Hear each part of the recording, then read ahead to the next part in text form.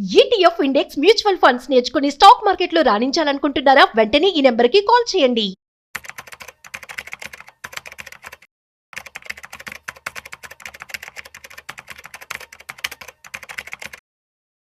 Hello నమస్తే, welcome to Suman TV. ప్రస్తుతం మనతో పాటు సుందరరామ్ రెడ్డి గారు ఉన్నారు. వీరితో ఈరోజు కొన్ని విషయాల గురించి మనం డిస్కస్ చేద్దాం. నమస్కారం అండి. సో ఇందాక మనం మాట్లాడుకున్నాము, ట్రంప్ వచ్చిన తర్వాత టాక్సేషన్స్ మీద చేంజెస్ చేయడం వల్ల చాలా సెక్టార్స్ ఎఫెక్ట్ అవుతూ ఉంటాయి అని చెప్పేసి, అంటే కొన్ని బెనిఫిట్స్ ఉన్నాయని చెప్పారు, కొన్ని నెగిటివ్స్ ఉన్నాయని చెప్పారు. అదేవిధంగా మనం చూసుకుంటే ఏ సెక్టార్స్లో దీని ప్రభావం ఎక్కువగా పడుతుందని అంటారు యాక్చువల్లీ? మనం 23-24 డేటా ప్రకారం చూసుకుంటే అమెరికా అనేది ఇండియాస్ లార్జెస్ట్ బిజినెస్ పార్ట్నర్ అండి.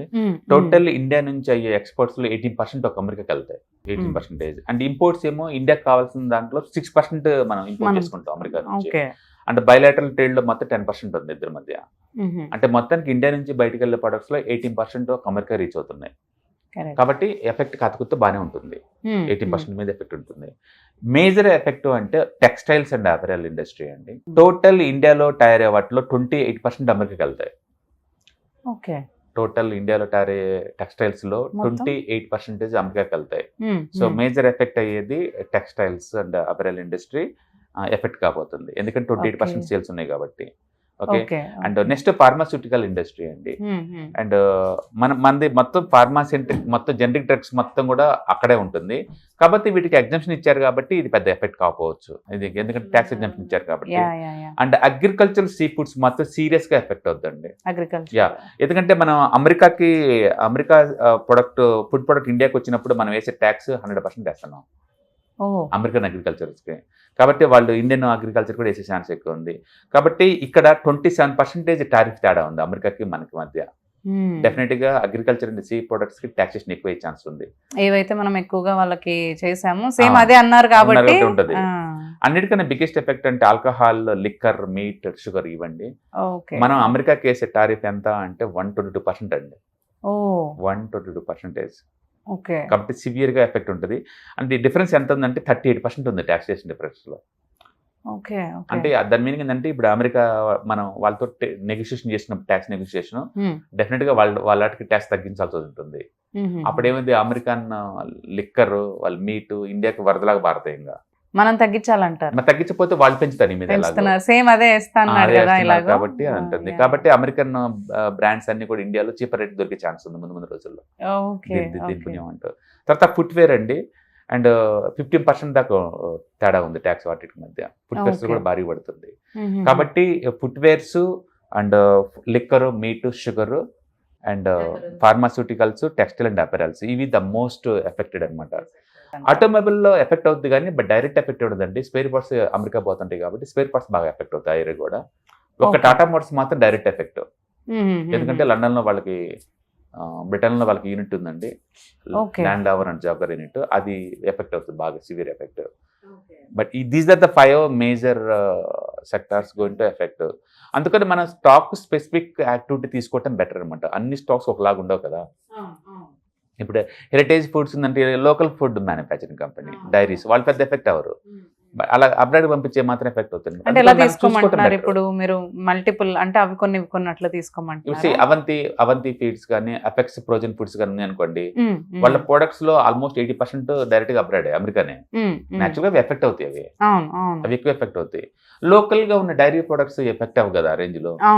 అందుకని మనం విత్ ఇన్ ద ఇండస్ట్రీలోనే ఏ అయితే అమెరికాకి ఎక్కువ ఎక్స్పోర్ట్ చేస్తున్నామో ఆర్టి స్పెసిఫిక్ రెవెన్యూ బేస్గా తీసుకొని మనం ఎంతవరకు ఎఫెక్ట్ ఉందో మనం చూసుకోవాలి.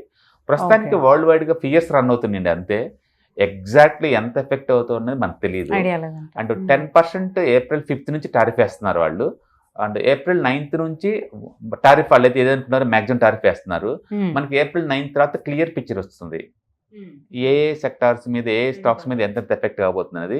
మళ్ళీ అందులో కూడా ఆ టోటల్ రెవెన్యూలో ఈ అబ్రాడ్ ద్వారా వచ్చే రెవెన్యూ ఎంతో మనం చెక్ చేసుకుంటే కానీ మనకు అర్థం కాదు. బేసికల్గా ఇప్పుడు ఐటీ చూసామనుకో, టీసీఎస్ ఇండియాలో వాటికి వచ్చే రెవెన్యూ కాంట్రిబ్యూషన్ జస్ట్ 5% అండి. సో న్యాచురల్గా టీసీఎస్ మీద మేజర్ ఎఫెక్ట్ ఉంటుంది.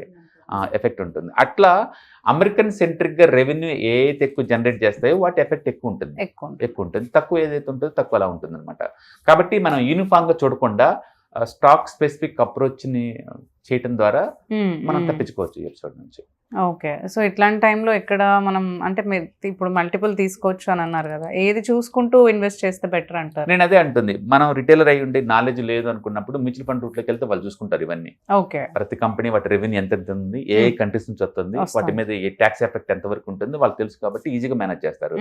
రెండోది మనకు ఆల్రెడీ డైరెక్ట్ స్టాక్ పికింగ్ చేశారనుకోండి, మీ కంపెనీ అమెరికన్ ఎక్స్పోర్ట్స్ ఏదైనా ఉందో చెక్ చేసుకోండి. ఉంటే కనుక ఎంత రెవెన్యూ ఎఫెక్ట్ అవుతుందో చూస్తే మనకు ఐడియా వస్తుంది.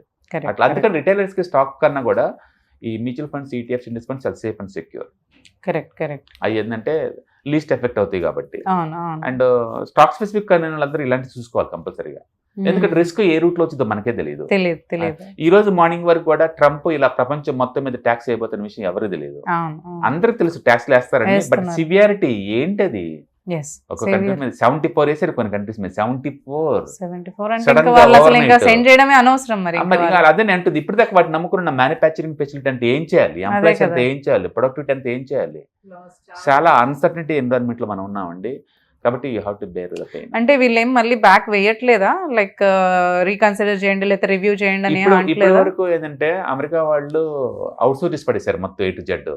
ఫస్ట్ టైం వాళ్ళు మ్యానుఫ్యాక్చరింగ్ మీద ఫోకస్ చేసుకుంటున్నారు, అందుకని దాన్ని కట్ చేయాలని చెప్పేసి టారిఫ్ పెంచుతున్నారు. మరి అలాంటప్పుడు వాళ్ళకు కూడా లాసే కదా, టెంపరీగా లాస్. అందుకని లాంగ్ టర్మ్ గెయిన్ కోసం టెంపరీగా పెయిన్ భరించండి అంటున్నాడు ట్రంప్. ఎందుకంటే ఇప్పటికిప్పుడు అమెరికా వాళ్ళు రీప్లేస్ చేయలేరు కదా ఈ ప్రొడక్ట్స్ మొత్తాన్ని. ఎందుకంటే ఆల్రెడీ వీళ్ళు ఇక్కడ ఎక్స్పోర్ట్ చేసినప్పుడు వాళ్ళకి అక్కడ మార్కెట్ దానికి బేస్ చేసి వాళ్ళకి జరుగుతుంది కదా బిజినెస్. సో వాళ్ళకి కూడా లాస్ కదా, ఇలా సడన్ గా ఆపేసరికి వాళ్ళు కూడా ప్రొడక్షన్ ఆపేస్తారు. వాళ్ళు మా అమెరికా రండి, ఇక్కడ మ్యానుఫ్యాక్చరింగ్ యూనిట్ పెట్టండి, ఇక్కడ లోకల్ జాబ్స్ క్రియేట్ చేయమంటున్నారు. వాళ్ళు తప్పించుకోవాలంటే ఈ రూట్ చూసుకోమంటున్నారు. బట్ నేను అంటుంది ఏంటంటే 1 year లో అవ్వదు అంటున్నాను. It's very lengthy process. 4-5 years పడుతుంది ఒక ప్లాంట్ మ్యానుఫ్యాక్చరింగ్ కోసం పెట్టాలి అంటే. సో అంత మార్కెట్ అక్కడ ఉందో లేదో మనకు తెలియదు. అందుకని it take some time. Adjustment అవ్వడానికి చాలా టైం పడుతుంది. మొత్తం మీద ఈ ఎపిసోడ్ లో మనకి ఎఫెక్ట్ అయ్యేది ఈ 5 సెక్టార్స్ అండి. కాబట్టి టోటల్ గా మన ఎక్స్పోర్ట్స్ అమెరికాకి 18% ఉంటుంది. మిగతా వాటితో పోల్చుకుంటే యూరోప్ తో పోల్చుకున్న మెక్సికో, కెనడా, చైనా వీటితో పోల్చుకుని మనం లీస్ట్ ఎఫెక్ట్ అవుతున్నాం. ఆ విషయం ఒప్పుకోవాలి. బట్ పెయిన్ అయితే ఉంటుంది, ఎంతకంత భరించాలి. ఈ పెయిన్ ఎంత అంటే జీడిపి గ్రోత్ లో 0.6% వరకు ఉండొచ్చు. హాయ్, నేను మీ సుందర రామిరెడ్డి.